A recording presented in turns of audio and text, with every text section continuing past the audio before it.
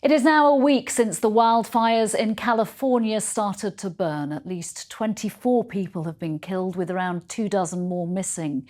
More than 12,000 homes, cars and other buildings have been destroyed, and approaching fierce winds threaten to compound the devastation. Robert Moore, our US correspondent, has been reporting on the fires since they began. Robert, before we look back on the last 7 days, tell us what the situation is right now, while the city is waiting to see if the strong winds whip up again. That's exactly right. I mean, authorities here, both police and firefighters, state, city, federal officials, all waiting to see whether these wildfires might flare up again. As you know, there were these extraordinary winds of a week ago, which were peaking at almost 100 miles an hour. And that drove the flames into sort of suburban Los Angeles. Then they subsided. That allowed firefighters to gain some control and traction. But now, currently, they are deeply concerned about new winds, not at that level as a week ago, but winds that could peak at sort of 40 to 50 miles an hour. And they're concerned that that could ignite fresh wildfires, or indeed sort of allow the ones at Altadena or the ones here in Los Angeles or by the coast to gain further strength. So a real sense of concern. At the same time, residents here are still sort of trying to calculate and assess and process the severe loss of so many homes and so many lives. Yeah, absolutely. Still very much a live and precarious situation then. This time round, though, the authorities believe they are much more prepared, even though obviously against nature you can never be fully prepared.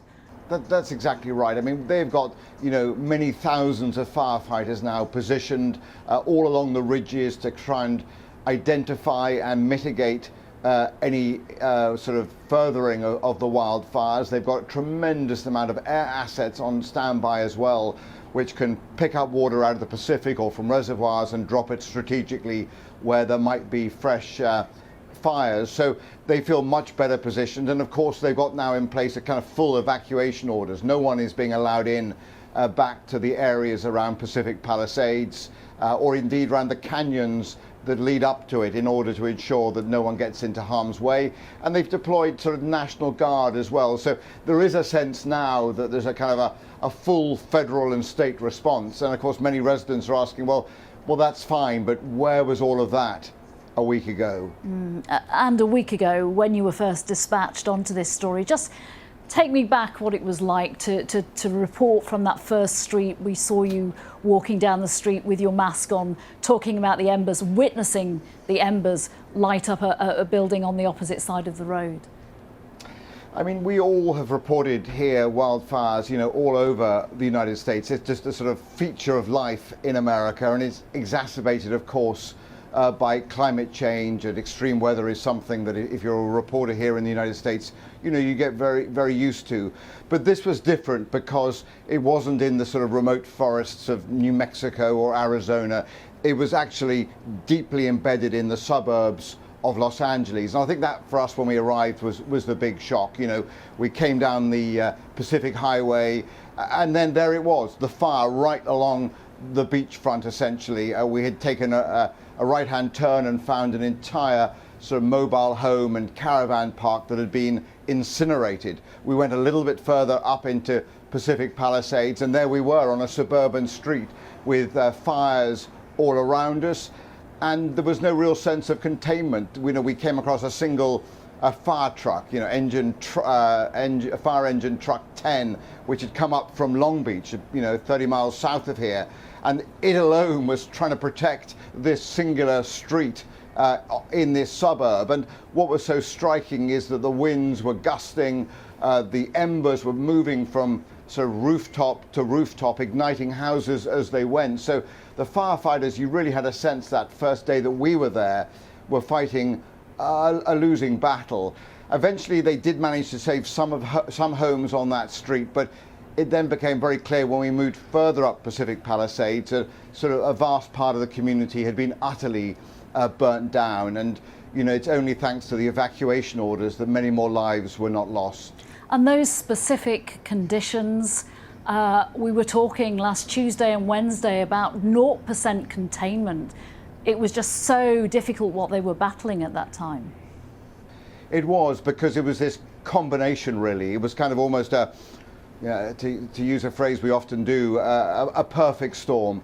Essentially, wildfires on the west coast of the United States are most frequent in the sort of late summer and early autumn. October is the single most common month for severe wildfires. And then the winter rains come and the vegetation gets more moist, and the wildfires become considerably less common.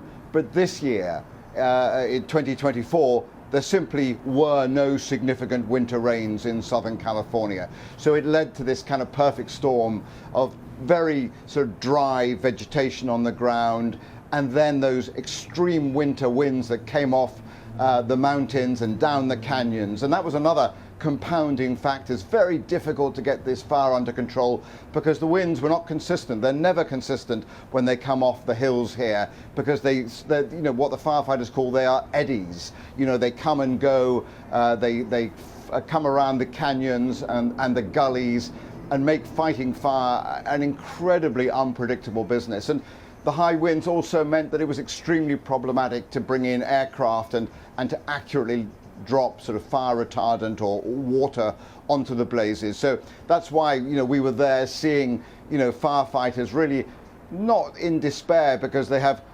remarkable resilience, but they were really recognizing that this was the firefight of their lives. This is a story about climate change. It's a political story. It's also a story about individuals, and your powerful storytelling last night really showed the fine line in this specific fire between heartbreak for many and then these individuals who went back to the scene of devastation, and the architect who saw that his home was standing. I mean, that must have been incredibly moving to witness.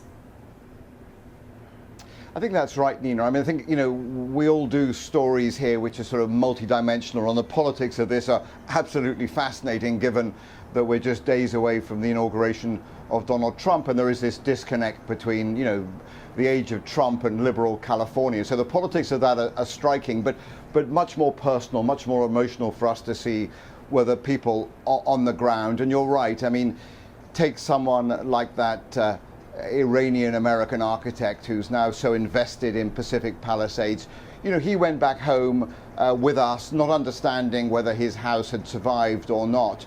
And then it was like a little miracle. His home was still there. And immediately he saw that as what he called a seed. It was something that allowed him to live there once more, and then to give back in turn to the community and try and rebuild some homes as an architect. And who could not be moved by his comment? Look, what is a neighborhood if I don't have neighbors? And similarly, across the road from that, we came across the Russian-American immigrant, Paul, who was there with his daughter, who had lost absolutely everything. And he, turned to me and said, look, this was paradise, and now it's paradise lost. So these were powerful personal voices, in the sort of carnage that is Pacific Palisades. And yes, I mean, it was moving to hear this, because ultimately this is a story of loss, but also of, I think, what will be a long-term and very kind of impressive attempt to rebuild a community that has been almost entirely wiped off the map. And it's a city that is so known around the world, isn't it? The world over, the city of stars, the city of angels. And there was that one moment on the day where the fires were approaching the Hollywood Hills signal sign. So many people have visited that city, so many others haven't, but know all those landmarks so very well. And that kind of imagery, it just doesn't leave you, does it? It doesn't. And you're right. This is a city so much associated with glamour and the movie industry. And these are, let's be honest, some of the richest and wealthiest, most affluent zip codes in America. Pacific Palisades has houses, stretching down boulevards and roads that are worth, $10 million each. So that is true. But at the other time, and it's true of so many affluent enclaves in America, with living within there are ordinary people doing ordinary jobs. We found, for example, a nurse who was looking through her safe. What was she looking for? Well, nothing of great monetary value. She was looking for her wedding ring and her late husband's wedding ring and her mother's wedding ring. And we came across, brothers who were looking for a sketch pad for a father who has dementia, and they saw this painting, this sketch as a link to a man who has lost his memory. And you realize that actually, these are not pampered communities. These are, in many ways, working communities around the stars. And so it was quite humbling to realize, look, it's easy to be glib and to say, oh, these are pampered Hollywood stars, but actually, you probe and look below the surface of these towns and communities, and that is not the case at all. These are ordinary people, working people, and their loss, it was moving to us. And, they're living among the stars, that is true, and there are many sort of celebrated homes, not just in Pacific Palisades, but just a few miles down the road in Malibu, which were totally destroyed, and perhaps they'll be rebuilt, and the insurance industry will make good on that. So they're okay, but around them are real people with real loss and now suffering a real sense of how to process what's happened over this past week. Yeah, absolutely. You have seen the devastation, destruction to structures, to buildings, and to people's lives up close and personal. You've also, like we've all seen, the view from the air. Just for context, how does the scale of destruction that we've seen in LA compare with wildfires that you've covered over your career? I think what makes this different is, we've often done wildfires in pretty remote parts of the United States, which have affected a single community, a hilltop community, or one that's been built, into the sort of forest and the natural environment. And the Paradise Fire was an obvious example of that. I think what made this so different was that it came in so quickly, was fueled by those extreme winds, and it just made firefighting more difficult, and that it was encroaching, on one of America's, one of the world's great cities. And I think it sort of solidified in people's minds the reality of climate change, that there needs to be, in a way that we haven't perhaps yet understood, climate resilience.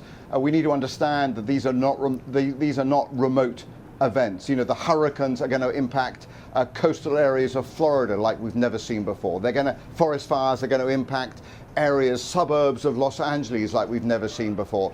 So what this is also isn't just a story about the present, it's a story about the future, and that's why this political row is breaking out about how people can make Los Angeles more resilient to these events in the future, and how to rebuild kind of responsibly, and to ensure that that sort of American cities, and indeed cities all over the world, can build back, mitigating against extreme climate events.